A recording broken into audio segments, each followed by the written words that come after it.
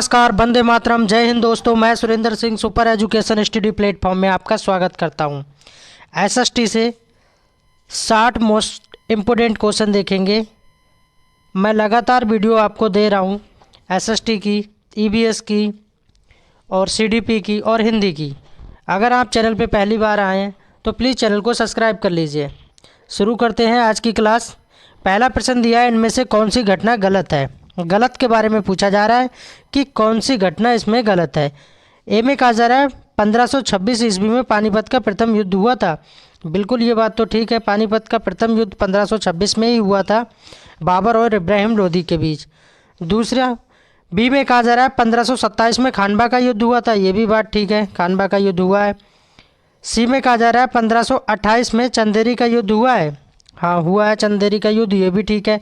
1529 में पानीपत का द्वितीय युद्ध हुआ है, ये बात गलत है और गलत ही पूछा जा रहा है, तो डी इसका राइट आंसर हो जाएगा। पानीपत का द्वितीय युद्ध 1556 में हुआ है, ना कि 1529 में। उम्मीद करता हूँ जानकारी क्लियर हो गई होगी।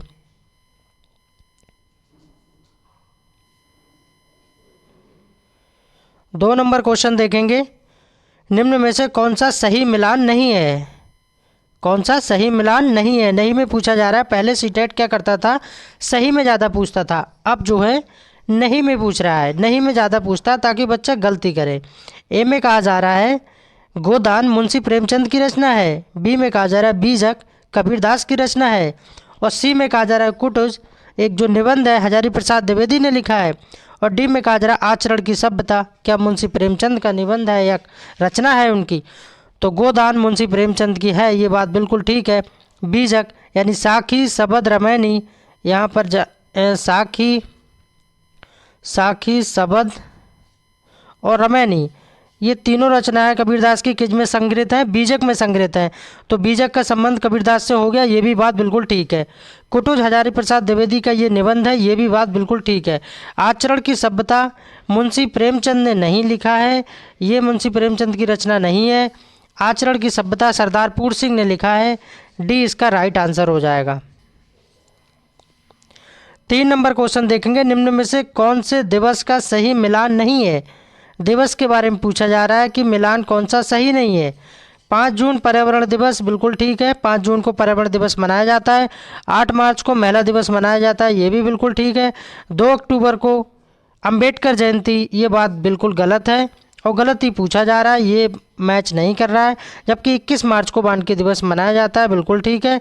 2 अक्टूबर को गांधी जयंती मनाई जाती है, ना कि अंबेडकर जयंती। अंबेडकर जयंती कब मनाई जाती है, 14 अप्रैल को अंबेडकर जयंती मनाई जाती है और गांधी जयंती 2 अक्टूबर को मनाई जाती है। 4 नंबर क्वेश्चन देखेंगे। आकाशीय पिंड के बारे में कौन सा कथन सही नहीं है। सही नहीं में पूछा जा रहा है कि आकाशीय पिंड के बारे में।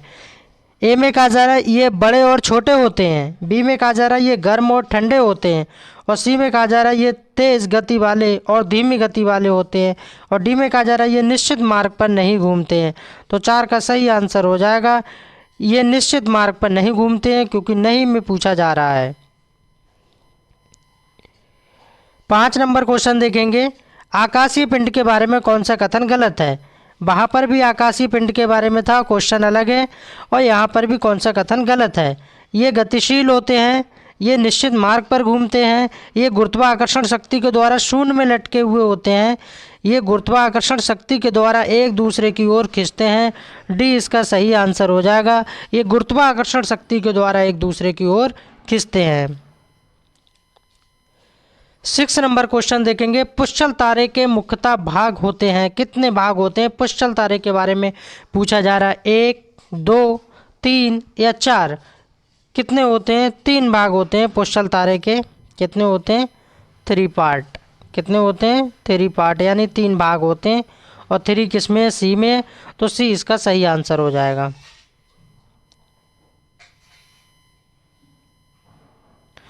7 नंबर क्वेश्चन देखेंगे। उल्का की रचना में इनमें से कौन सा तत्व नहीं है। उल्का पिंड के बारे में कहा जा रहा है। ए में कहा जा रहा है लोहा, और बी में कहा जा रहा है निकिल, और सी में कहा जा रहा है एल्युमिनियम, और डी में कहा जा रहा है कार्बन डाइऑक्साइड। तो 7 का सही आंसर हो जाएगा CO2, यानी कि कार्बन डाइऑक्साइड, CO2। और सभी भाई बहन प्लीज़ वीडियो को लाइक कर देंगे एंड चैनल को सब्सक्राइब कर लेंगे। शिक्षक भर्ती का ये निःशुल्क प्लेटफॉर्म है, यहाँ पैसे की बात किसी से नहीं की जाती है। मैं उम्मीद और कामना करूँगा कि आप एक सीटेट में अच्छा स्कोर करें, क्योंकि सीटेट का लेवल हर साल की साल बढ़ता जा रहा है, बहुत हार्ड पेपर हो रहा है। 8 नंबर क्वेश्चन देखेंगे, इनमें से कौन सी आकाश गंगा नहीं है। नहीं में पूछा जा रहा है, ए में कहा जा रहा है अर्सा माइनर सिस्टम, और बी में कहा जा रहा है डाइक ओ सिस्टम, और सी में कहा जा रहा है एंडोमेज, और डी में कहा जा रहा है सेफेरी। तो 8 का सही आंसर हो जाएगा सेफेरी। क्या हो जाएगा? सेफेरी। सेफेरी, D is the right answer. 9 number question देखेंगे। 9 नंबर देखेंगे, उपग्रहों के संबंध में कौन सा कथन सही है। उपग्रहों के बारे में कहा जा रहा है कि कौन सा कथन ट्रू है। बिल्कुल सही है, ये अपने ग्रह के चारों ओर घूमते हैं। और बी में कहा जा रहा है ये अपनी धुरी पर घूमते हैं। और सी में कहा जा रहा है ये सूर्य की परिक्रमा करते हैं। और डी में कहा जा रहा है उपरोक्त में से कोई नहीं। तो 9 का सही आंसर हो जाएगा ये अपने ग्रह के चारों ओर घूमते हैं। कौन घूमते हैं? उपग्रह घूमते हैं। 10 नंबर क्वेश्चन देखेंगे, निहारिका। निहारिका की आकृति कैसी होती है? निहारिका की आकृति कैसी होती है? सर्पिल होती है, गोल होती है, या लंबी होती है, या चौकोर होती है? तो कैसी होती है? सर्पिल होती है। कैसी होती है? सर्पिल होती है। A is the right answer. 11 number question देखेंगे, जीवधारियों और वातावरण के बीच के पारस्परिक संबंधों के अध्ययन को क्या कहते हैं। ए में कहा जा रहा है परितंत्र, और बी में कहा जा रहा है पादप भूगोल, और सी में कहा जा रहा है पादप समाज विज्ञान, और डी में कहा जा रहा है पारिस्थितिकी। तो 11 का सही आंसर हो जाएगा पारिस्थितिकी। क्या हो जाएगा? D is the right answer. 12 number question देखेंगे, किसी भी परितंत्र में ऊर्जा का स्रोत क्या होता है। किसी भी परितंत्र की बात हो रही है। ए में कहा जा रहा है प्राणी और पौधों का जीवाणु द्वारा अपघटन, और बी में कहा जा रहा है पौधों द्वारा प्रकाश संश्लेषण, और सी में कहा जा रहा है शक्र का किंडन, और डी में कहा जा रहा है सूर्य का प्रकाश। 12 का सही आंसर हो जाएगा सूर्य का प्रकाश। सूर्य का प्रकाश।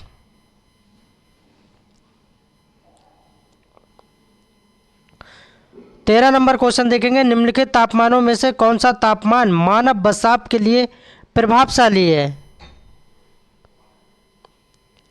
ए में कहा जा रहा है 4 डिग्री से 21 डिग्री तक, और बी में कहा जा रहा है 10 डिग्री से 20 डिग्री तक, और सी में कहा जा रहा है 8 डिग्री से 15 डिग्री तक, और डी में कहा जा रहा है 0 डिग्री से 15 डिग्री तक। तो 13 का सही आंसर हो जाएगा 4 डिग्री से 21 डिग्री तक। कितना होता है? 4 डिग्री से 21 डिग्री तक। A is the right answer. 14 number question देखेंगे, सूर्य के तीव्र किरणों से झुलसने में कौन सी गैस वायुमंडल में हमारी रक्षा करती है। क्वेश्चन को ये कई तरह से घुमा फिरा के एग्जामिनर पूछता है। ए में कहा जा रहा है कार्बन डाइऑक्साइड यानी कि CO2, और बी में कहा जा रहा है हीलियम, और सी में कहा जा रहा है ओजोन, और डी में कहा जा रहा है आर्गन। तो 14 का सही आंसर हो जाएगा ओजोन गैस जो है हमारी रक्षा करती है। सूर्य की तीव्र किरणों से झुलसने में कौन सी गैस वायुमंडल से हमारी रक्षा करती है? तो ओजोन गैस। पृथ्वी का सुरक्षा कवच किसको कहा जाता है? कमेंट करके बताएंगे सभी भाई बहन पूरी ईमानदारी के साथ।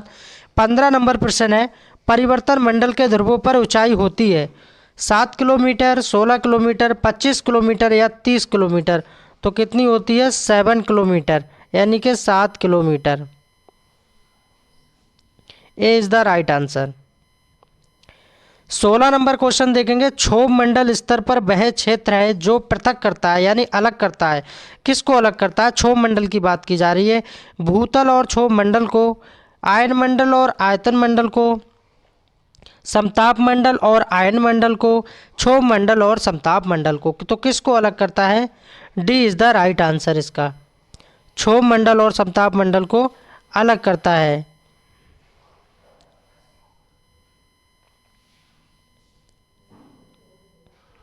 17 नंबर क्वेश्चन देखेंगे, मौसमी परिवर्तन की छत किस वायुमंडलीय परत को कहते हैं।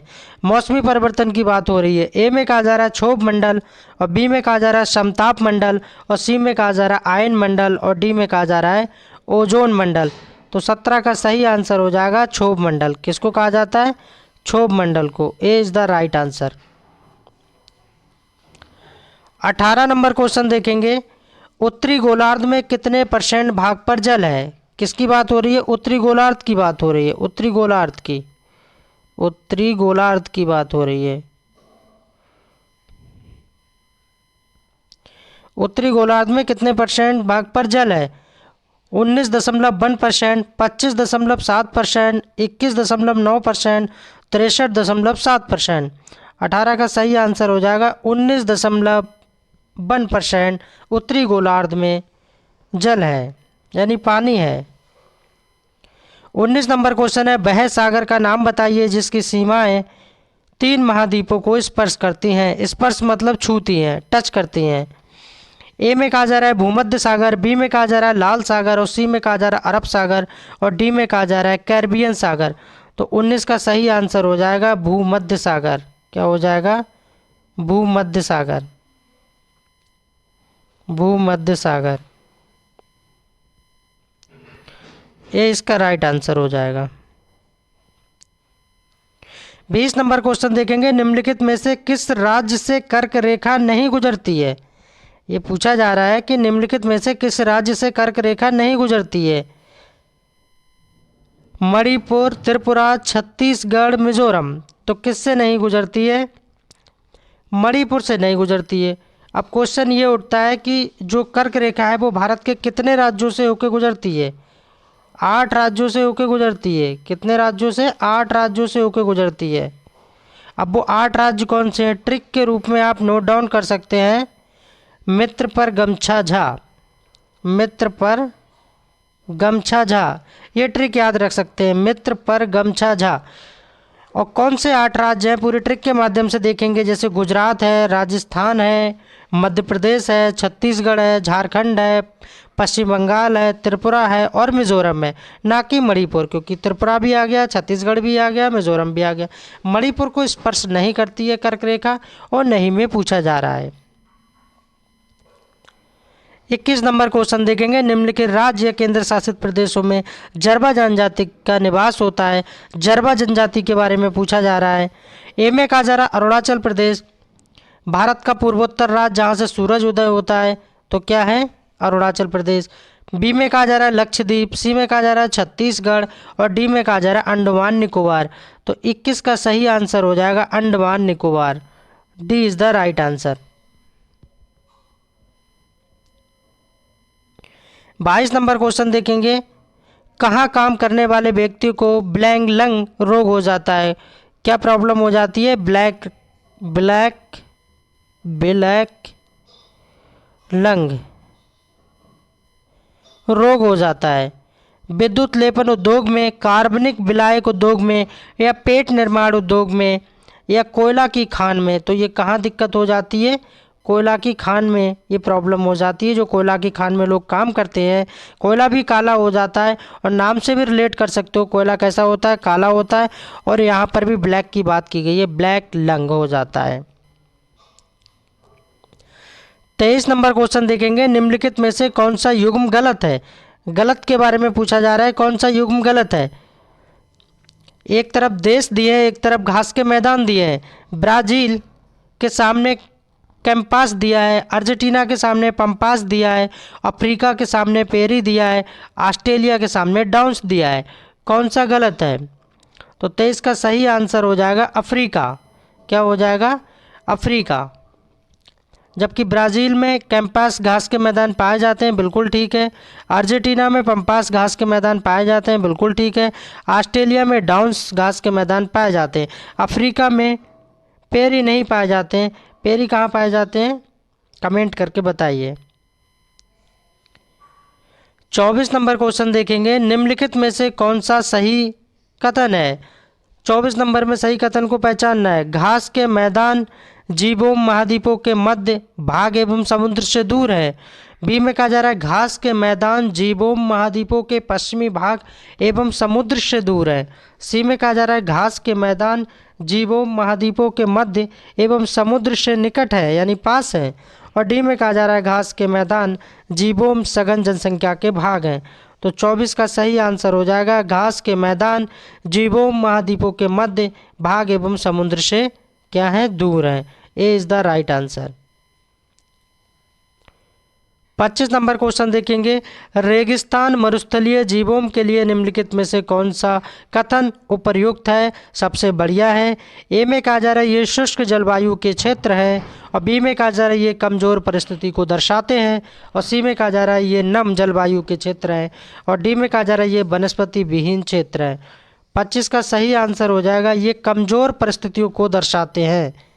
किसको दर्शाते हैं, ये कमज़ोर परिस्थितियों को दर्शाते हैं। B is the right answer.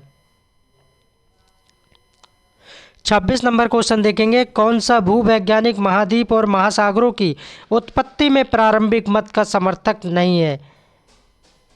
नहीं में पूछा जा रहा है कौन समर्थक नहीं करता है, केल्विन या सोलास या चेम्बरलिन या होम्स। तो 26 का सही आंसर हो जाएगा सोलास। क्या हो जाएगा सोलास।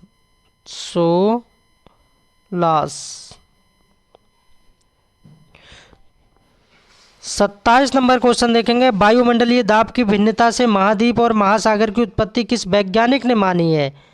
ए में कहा जा रहा है सोलास, और बी में कहा जा रहा है मोल्टन, और सी में कहा जा रहा है चेम्बरलिन, और डी में कहा जा रहा है केल्विन। 27 का सही आंसर हो जाएगा सोलास। और सभी भाई बहन प्लीज़ वीडियो को लाइक कर देंगे, लाइक ज़रूर कर देंगे वीडियो को। 28 नंबर क्वेश्चन देखेंगे, सत्य कथन बताइए। ट्रू की पहचान करना है, क्या है इसमें ट्रू। ए में कहा जा रहा है अधिक वायुदाब वाले स्थानों पर महाद्वीप बने, और बी में कहा जा रहा है अधिक वायुदाब वाले स्थानों पर महासागर बने, और सी में कहा जा रहा है कम वायुदाब वाले स्थानों पर महाद्वीप बने, और डी में कहा जा रहा है सामान्य वायुदाब वाले स्थानों पर महाद्वीप महासागर बने। 28 का सही आंसर हो जाएगा अधिक वायुदाब वाले स्थानों पर महाद्वीप को बनना चाहिए। 29 नंबर क्वेश्चन देखेंगे, धरातल पर 600 मीटर से अधिक ऊंचे भाग क्या कहलाते हैं। ए में कहा जा रहा है पर्वत, और बी में कहा जा रहा है पठार, और सी में कहा जा रहा है मैदान, और डी में कहा जा रहा है संप्रदाय मैदान। तो 29 का सही आंसर हो जाएगा पर्वत। 600 मीटर की बात की जा रही है, पर्वत 600 मीटर से अधिक ऊंचाई की बात हो रही है। A is the right answer. 30 number question देखेंगे, पहाड़ का सबसे ऊंचा नुकीला अथवा गुम्दाकार भाग क्या कहलाता है।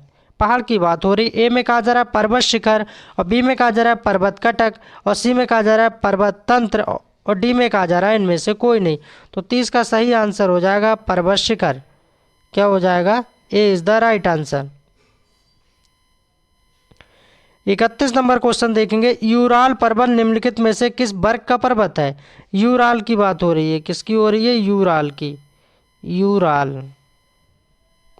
यूराल पर्वत तटीय पर्वत का भाग है, या असम पर्वत का भाग है, या आंतरिक पर्वत का भाग है, या निचले पर्वत का भाग है। तो किसका भाग है, ये आंतरिक पर्वत का भाग है यूराल पर्वत। 32 नंबर क्वेश्चन देखेंगे, निम्नलिखित में से कौन सा पर्वत प्राचीनतम पर्वतों की श्रेणी में आता है। 100 से ज़्यादा बार इस क्वेश्चन को पूछा गया है। ये रिपीटेड क्वेश्चन है और छोटे बड़े कई एग्जामों में पूछा गया है। निम्नलिखित में से कौन सा पर्वत प्राचीनतम पर्वतों की श्रेणी में आता है।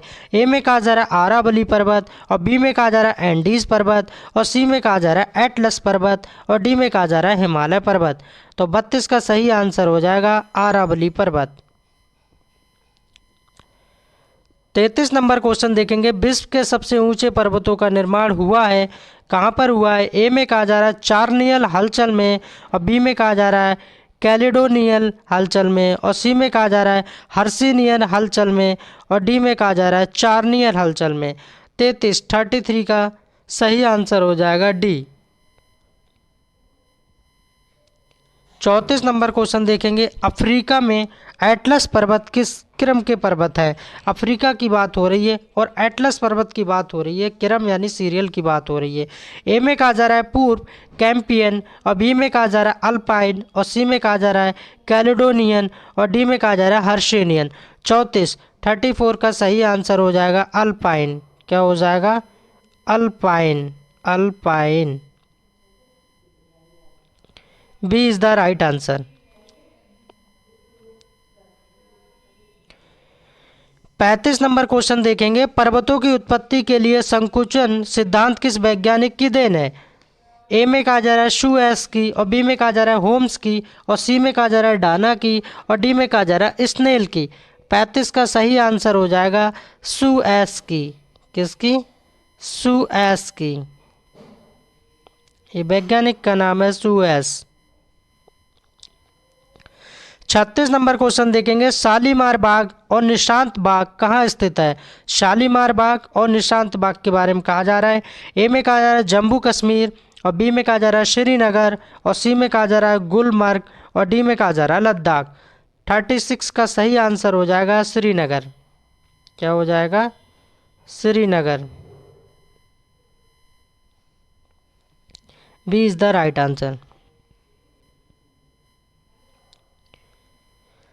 37 नंबर देखेंगे, किसे आधुनिक भारत का जनक कहा जाता है? किसे आधुनिक भारत का जनक कहा जाता है? ये भी क्वेश्चन ऑल एग्जाम में बहुत बार पूछा हुआ क्वेश्चन है। लाला लाजपत राय को, महात्मा गांधी को, राजा राम मोहन राय को, और भगत सिंह को।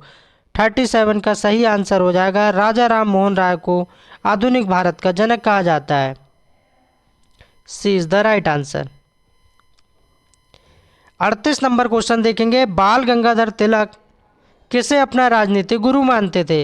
राजनीतिक गुरु की बात हो रही है, पॉलिटिकल टीचर की बात हो रही है। ए में कहा जा रहा है स्वामी विवेकानंद, बी में कहा जा रहा है नरेंद्र देव, और सी में कहा जा रहा है महात्मा गांधी, और डी में कहा जा रहा है शिशिर कुमार घोष।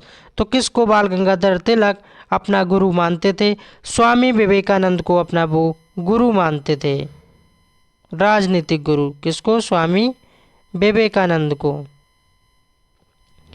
ए is the right answer. 39 number question देखेंगे, खजुराहो का कंदारिया महादेव मंदिर किसने बनवाया है? ए में कहा जा रहा है परमार शासकों ने, बी में कहा जा रहा है चेदी ने, और सी में कहा जा रहा है राष्ट्रकूट ने, और डी में कहा जा रहा है चंदेल ने। 39 का सही आंसर हो जाएगा चंदेलों ने बनवाया है। किसने बनवाया है? चंदेलों ने बनवाया है खजुराहो का कंदारिया महादेव मंदिर। और कब बनवाया ये भी याद रखना है, 999 ईस्वी में बनवाया है। 999 ईस्वी में चंदेल वंश के राजा धनदेव, किसने बनवाया? धनदेव ने बनवाया है। कब बनवाया है? 999 में बनवाया है। चंदेल राजवंश ने बनवाया, ये भी याद रखना है। 40 नंबर क्वेश्चन देखेंगे, भारत का ओर्शनिक नेशनल पार्क कहाँ स्थित है? भारत का ओर्शनिक नेशनल पार्क कहाँ स्थित है? ए में कहा जा रहा है सुंदरबन, और बी में कहा जा रहा है चिल्का झील, और सी में कहा जा रहा है निकोबार आइलैंड, और डी में कहा जा रहा है कच्छ। तो 40 का सही आंसर हो जाएगा कच्छ। और कच्छ कहाँ पड़ता है ये भी याद रखना है। कच्छ कहाँ पड़ता है? गुजरात में पड़ता है। और गुजरात की राजधानी क्या है? गांधीनगर राजधानी है। 41 नंबर क्वेश्चन देखेंगे, भारत की पहली semi high speed train Vande Bharat कहाँ से कहाँ तक चली थी? वंदे भारत ट्रेन की बात हो रही है। जो भारत की पहली सेमी हाई स्पीड ट्रेन है वो कहाँ से कहाँ तक चली थी? वाराणसी से नई दिल्ली के मध्य चली थी, या नई दिल्ली से जम्मू कश्मीर के मध्य चली थी, या उत्तर प्रदेश से राजस्थान के मध्य चली थी, या उत्तराखंड से हरिद्वार के मध्य चली थी? 41 का सही आंसर हो जाएगा वाराणसी से नई दिल्ली के मध्य चली थी भारत की पहली सेमी हाई स्पीड ट्रेन, जिसका नाम था वंदे भारत एक्सप्रेस, वंदे भारत ट्रेन। ये ट्रेन, इसके बारे में थोड़ा और जान लीजिए। ये ट्रेन किस दिन नहीं चलती है, ये क्वेश्चन पूछ सकता है। तो ये गुरुवार को नहीं चलती है। किस दिन नहीं चलती है?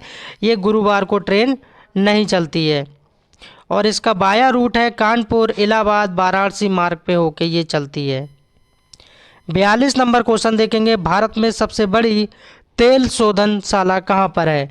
ए में कहा जा रहा है जामनगर, और बी में कहा जा रहा है पारादीप, और सी में कहा जा रहा है डिगबोई, और डी में कहा जा रहा है तातीपाका। 42 का सही आंसर हो जाएगा जामनगर। और जामनगर कहाँ पर पड़ता है? जामनगर भी गुजरात में पड़ता है। कहाँ पड़ता है? गुजरात में। जामनगर कहाँ पड़ता है? ये गुजरात में पड़ता है।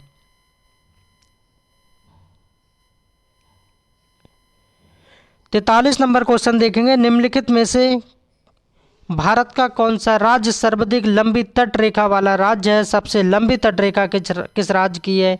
ए में कहा जा रहा है आंध्र प्रदेश, बी में कहा जा रहा है गुजरात, और सी में कहा जा रहा है तमिलनाडु, और डी में कहा जा रहा है केरल। तो सबसे लंबी तट रेखा किस राज्य की है? गुजरात की है।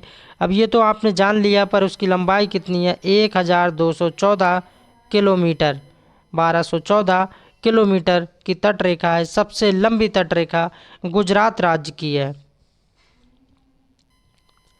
44 नंबर क्वेश्चन देखेंगे, निम्नलिखित में से शैल समूहों में कौन भारत में अधिकतम मात्रा में कोयला प्रदान करता है? झरिया झारखंड किसके लिए फेमस है? कोयले के लिए। ये भी याद रखना है, झरिया झारखंड किसके लिए फेमस है? कोयले के लिए फेमस है। ये भी पूछा जाता है। ए में कहा जा रहा है धारवाड़, और बी में कहा जा रहा है गोंडवाना समूह, और सी में कहा जा रहा है बिधन समूह, और डी में कहा जा रहा है टर्सरी समूह। 44 का सही आंसर हो जाएगा गोंडवाना समूह। गोंडवाना समूह जो है भारत में अधिकतम मात्रा में कोयला प्रदान करता है।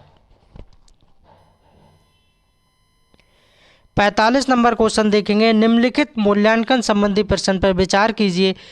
लोकतंत्र में किन किन तरीकों से भागीदारी कर सकते हैं? विद्यार्थियों द्वारा दिए गए कुछ उत्तरों को नीचे दिया गया है।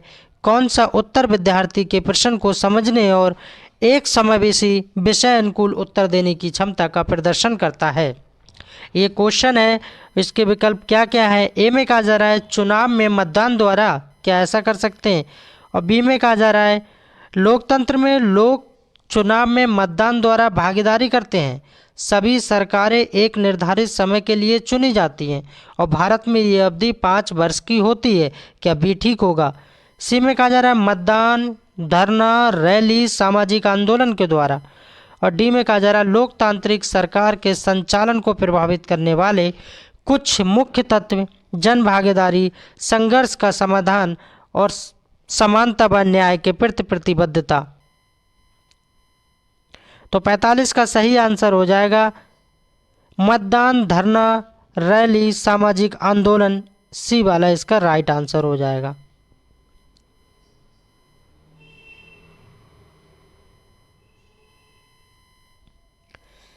40 नंबर क्वेश्चन देखेंगे, विद्यार्थियों की भारतीय संघवाद की समझ व सराहना की जांच के लिए निम्नलिखित में से कौन सा मूल्यांकन प्रश्न सर्वाधिक उपयुक्त होगा? ए में कहा जा रहा है आपके विचार में क्या होता है यदि हमारे राज्य और स्थानीय शासन व्यवस्था नहीं होती और सभी फैसले केंद्र से लिए जाते? क्या ये ठीक है? बी में कहा जा रहा है संघवाद को परिभाषित कीजिए, और सी में कहा जा रहा है शासन व्यवस्था के 3 स्तर कौन से हैं और उनके क्या कार्य हैं, और डी में कहा जा रहा है राज्य के 3 अंगों यानी विधायिका, कार्यपालिका और न्यायपालिका पर संक्षिप्त विवरण दीजिए। 46 का सही आंसर हो जाएगा ए वाला, फर्स्ट वाला सही हो जाएगा। आपके विचार में क्या होता यदि हमारे राज्य और स्थानीय शासन व्यवस्था नहीं होती और सभी फैसले केंद्र से लिए जाते? 47 नंबर क्वेश्चन देखेंगे, रोजी ने एक महिला का नर्स के रूप में तथा पुरुष का अभियंता के रूप में चित्र बनाया। इसके पीछे का कारण पूछने पर उसने उत्तर दिया, महिलाएं अच्छी नर्स होती हैं क्योंकि वह अधिक धैर्यवान और सौम्य होती हैं, जबकि विज्ञान में तकनीकी दिमाग की आवश्यकता होती है और महिलाएं तकनीकी वस्तु का प्रयोग करने में सक्षम नहीं होती हैं। रोजी का कथन क्या परावर्तित करता है, क्या दर्शाता है? इसमें पैडागोजी का क्वेश्चन है, आपके आईक्यू लेवल को चेक करेगा। और सभी भाई बहन प्लीज़ वीडियो को लाइक ज़रूर कर देंगे एंड चैनल को सब्सक्राइब कर लेंगे। ए में कहा जा रहा है जेंडर वर्गीकरण करना, और बी में कहा जा रहा है जेंडर भेदभाव, और सी में कहा जा रहा है जेंडर रूढ़िवादिता धारणा, और डी में कहा जा रहा है जेंडर स्थिरता। 47 का सही आंसर हो जाएगा जेंडर रूढ़िवादिता धारणा। सी इसका सही आंसर हो जाएगा, C is the right answer. 48 number question देखेंगे, 48 नंबर, भारतीय नागरिकों को अनुदत्त किस मौलिक अधिकार की परिधि के अंतर्गत सर्वोच्च न्यायालय ने भोजन के अधिकार, निजता के अधिकार तथा प्रदूषण मुक्त जल एवं वायु के अधिकार की व्याख्या की है?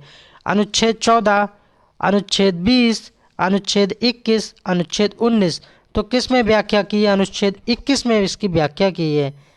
किस में की है? आर्टिकल 21, अनुच्छेद 21। 49 नंबर क्वेश्चन देखेंगे, निम्नलिखित में से कौन सा युग्म गलत है। गलत के बारे में पहचानना है, कौन सा युग्म यहाँ पर गलत है। ए में कहा जा रहा है राजमिस्त्री का संबंध दिहाड़ी मजदूर से होता है, घरेलू कामगार अनियमित मजदूर होते हैं, सब्जी विक्रेता क्या स्वरोजगार में आता है, दुकान में सुपरवाइज़र क्या डॉक्टर होता है। तो 49 का सही आंसर हो जाएगा दुकान में सुपरवाइज़र का काम डॉक्टर से नहीं है, डॉक्टर तो पेशेंट को देखता है, तो ये बात गलत है। बाकी राजमिस्त्री का संबंध दिहाड़ी मजदूर से होता है, बिल्कुल ठीक है। घरेलू कामगार अनियमित मजदूर होते हैं, ये भी ठीक है। और सब्जी विक्रेता स्वरोजगार की कंडीशन में आता है, ये भी ठीक है। तो D is the right answer, क्योंकि गलत पूछा जा रहा है। 50 नंबर क्वेश्चन देखेंगे, निम्नलिखित में से यातायात का कौन सा साधन अधिक दूरी में भारी एवं बड़े आकार वाले सामानों को ढोने के लिए सबसे सस्ता है, सबसे बढ़िया है। सस्ता के बारे में कहा जा रहा है, सबसे सस्ता क्या है। वायु मार्ग के द्वारा सबसे सस्ता पड़ेगा, या सड़क मार्ग के द्वारा, या रेल मार्ग के द्वारा, या जल मार्ग के द्वारा। तो सबसे सस्ता किससे पड़ेगा, जल मार्ग के द्वारा, क्योंकि रेल से ले जाएंगे यानी ट्रेन से ले जाएंगे तब भी जो है भारी पड़ेगा, और वायु मार्ग से तो काफ़ी भारी पड़ेगा यानी महंगा पड़ेगा, रेट ज़्यादा पड़ेंगे। और सड़क से बाई किससे भी ले जाओ, सड़क मार्ग से, ट्रक से ले जाओ, किसी से ले जाओ, महंगा ही पड़ेगा। तो जल मार्ग is the best answer. 51 number question देखेंगे, भारतीय संविधान में स्वतंत्रता के अधिकार की गारंटी किस अनुच्छेद में दी गई है। इंडियन कॉन्स्टिट्यूशंस की बात हो रही है, स्वतंत्रता के अधिकार की गारंटी अनुच्छेद 18, अनुच्छेद 19, अनुच्छेद 20, अनुच्छेद 21। 51 का सही आंसर हो जाएगा अनुच्छेद 19। अनुच्छेद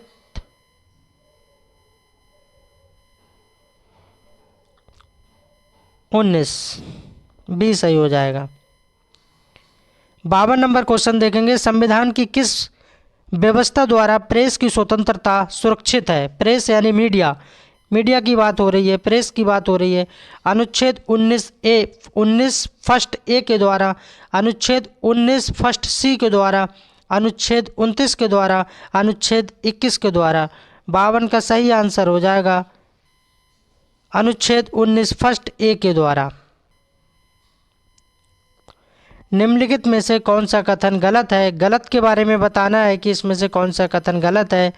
राज्यसभा के सदस्यों के लिए न्यूनतम आयु 30 वर्ष होती है, ये बात तो बिल्कुल ठीक है, 30 वर्ष होती है। राज्यसभा के सदस्यों के लिए न्यूनतम आयु 30 वर्ष होती है। लोकसभा के सदस्यों की न्यूनतम आयु 25 वर्ष होती है, ये भी बात बिल्कुल ठीक है। भारत में मतदान के अधिकार के लिए न्यूनतम निर्धारित आयु यानी वोट डालने की बात की जा रही है, मतदान की बात की जा रही है, 18 वर्ष होती है, ये भी बात बिल्कुल ठीक है। विधानसभा सदस्य बनने के लिए न्यूनतम आयु 40 वर्ष होती है, ये बात बिल्कुल गलत है, 40 वर्ष नहीं होती है। कितनी होती है, कितनी होती है, 25 वर्ष होती है। कितनी होती है, 25 वर्ष, 25 वर्ष होती है। यहाँ 40 वर्ष दिया है, गलत पूछा जा रहा है, तो डी इसका गलत हो जाएगा 53 का। 54 नंबर क्वेश्चन देखेंगे, संसद को संविधान में संशोधन करने का अधिकार है, ये किस अनुच्छेद में लिखा है। संसद में, अब संसद के अंग कितने हैं, आप ये बताइए, संसद के अंग कितने हैं। तो संसद के कितने अंग हैं, 3 अंग हैं। एक राष्ट्रपति याद रखना है, एक लोकसभा याद रखना है, और एक राज्यसभा याद रखना है। कोई भी बिल लोकसभा या राज्यसभा से पास होके ही जाता है, फाइनल हस्ताक्षर यानी सिग्नेचर के लिए राष्ट्रपति के पास जाता है, तभी वो अमल में आता है, तभी वो पब्लिक हो पाता है सही तरह से। तो पार्ट ऑफ संसद, संसद के भाग कितने हैं, 3 भाग है, याद रखना है। कहा जा रहा है संसद को संविधान में संशोधन करने का अधिकार है, तो ये किस अनुच्छेद में लिखा है। अनुच्छेद 349, अनुच्छेद 368, अनुच्छेद 384, अनुच्छेद 390। 54 का सही आंसर हो जाएगा अनुच्छेद 368। आर्टिकल 368 में ये लिखा है, आर्टिकल 368 में। 54 का बी सही हो जाएगा। 55 नंबर क्वेश्चन देखेंगे, सरकारिया आयोग की नियुक्ति कब हुई थी और उसने अपनी रिपोर्ट कब दी थी। सरकारिया आयोग की बात हो रही है। फरवरी 1985 में नियुक्ति हुई और जनवरी 1988 में रिपोर्ट दी थी, क्या ये बात ठीक है। जून 1983 में नियुक्ति हुई और अक्टूबर 1987 में रिपोर्ट दी थी। सी में कहा जा रहा है जनवरी 1985 में नियुक्ति हुई थी और मार्च 1985 में रिपोर्ट दी थी। और डी में कहा जा रहा है 1986 में नियुक्ति और मार्च 1988 में रिपोर्ट दी थी।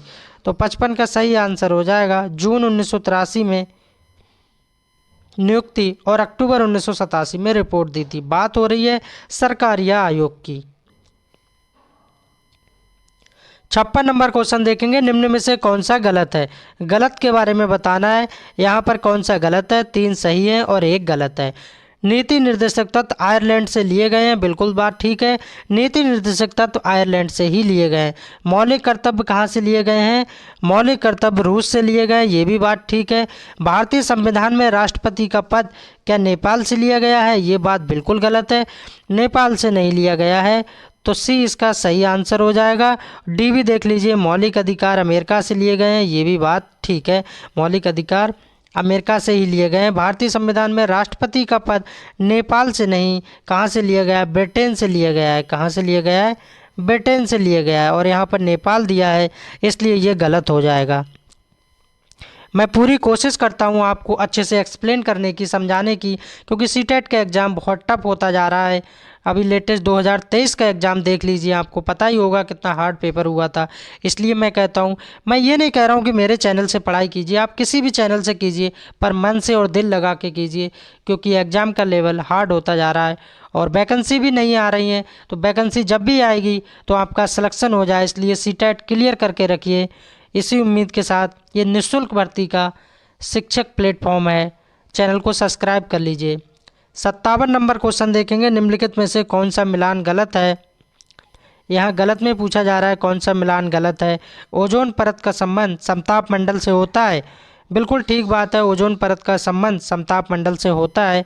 मौसम संबंधी घटनाएं किस में होती हैं, मौसम संबंधी घटनाएं बहिर्मंडल में नहीं होती हैं, गलत पूछा जा रहा है। तो फिर किस में होती हैं, क्षोभ मंडल में होती हैं। किस में होती हैं, क्षोभ मंडल में होती हैं।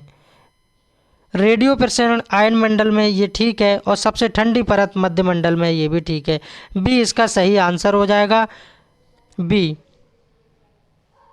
57 का बी। 58 नंबर क्वेश्चन देखेंगे, समताप मंडल की परिस्थितियां हवाई जहाज उड़ाने के लिए आदर्श होती है, सही कारण का चयन कीजिए। ए में कहा जा रहा है बादलों एवं मौसम संबंधी घटनाओं से मुक्त होना, और बी में कहा जा रहा है आंधी वाली परिस्थितियां यानी तेज पवन यानी हवाएं, और सी में कहा जा रहा है निम्न वायुदाब, और डी में कहा जा रहा है उच्च वायुदाब। निम्न वायुदाब का मतलब क्या है, लो प्रेशर, और उच्च वायुदाब हाई प्रेशर। 58 का सही आंसर हो जाएगा बादलों एवं मौसम संबंधी घटनाओं से मुक्त होना, समताप मंडल की विशेषता है, ये इसका राइट आंसर हो जाएगा।